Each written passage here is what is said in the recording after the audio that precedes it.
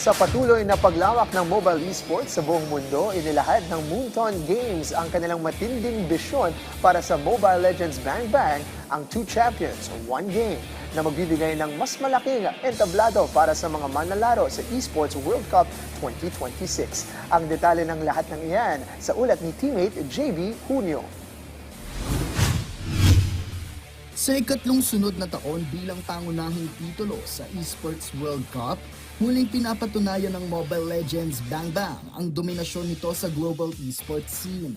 Taglay ang mahigit 1.5 billion downloads at 110 million na aktibong manlalaro buwan-buwan. Ngunit higit pa sa numero, ang tunay na sentro ng anunsyo ay ang pagbibigay halaga sa pantay na kompetisyon. Sa ilalim ng bagong direksyon, ipinakikilala ang dalawang pangunahing torneo, ang MLBB Mid-Season Cup at ang bagong anyo ng MLBB Women's International bilang magkapantay na World Championships. Ang dating MLBB Women's Invitational ngayon ay ganap ng Global Championship.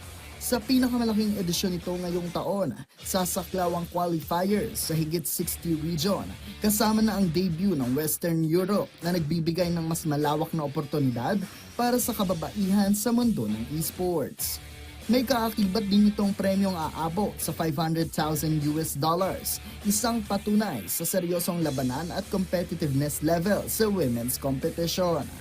Samantala, pinalalawak din ng MSC sa pamamagitan ng pagbubukas ng pinto sa mga bagong rehiyon tulad ng India, Thailand, South Korea at Western Europe. Ito ay nagsisilbing hakbang na nagpapakita ng layunin na gawing mas inklusibo at tunay na global ang kompetisyon. Sa kabuuan, ang Two Champions One Game ay hindi lamang konsepto. Ito ay isang malinaw na pahayag na sa mundo ng esports, ang kahusayan ay walang kinikilalang hangganan.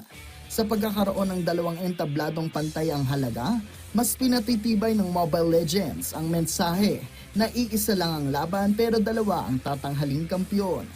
JB Junio para sa Atletang Pilipino, para sa Bagong Pilipinas.